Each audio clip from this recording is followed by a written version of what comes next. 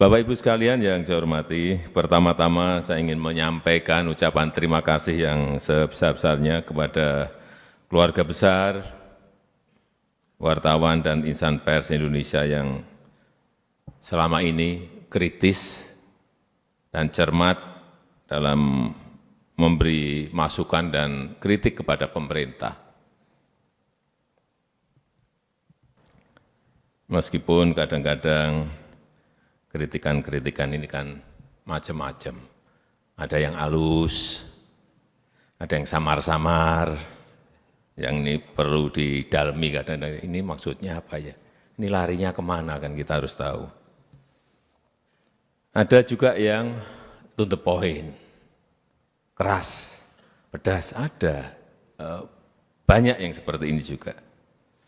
Ada juga yang offset, tidak jelas tujuannya, ada juga.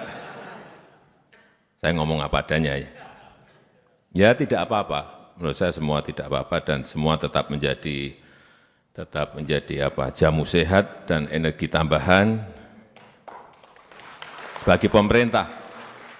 Apalagi ini makin dekat dengan tahun politik, nah pasti makin banyak yang tadi saya sampaikan akan keluar.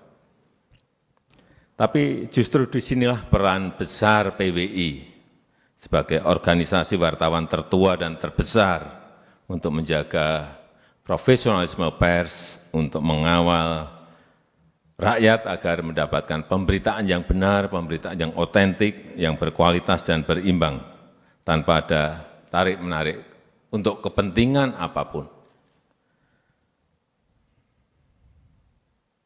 Karena memang sekarang ini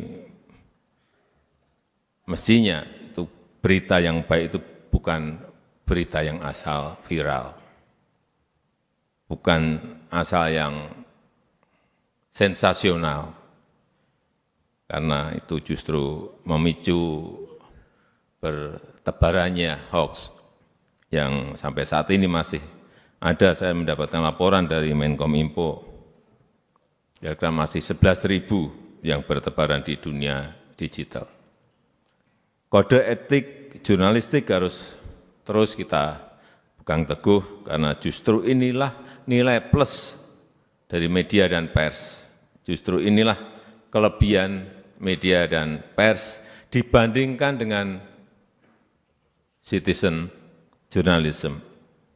Sekali lagi, jangan terpancing bersaing karena viral atau bersaing karena hoax, dan jangan terpancing karena yang penting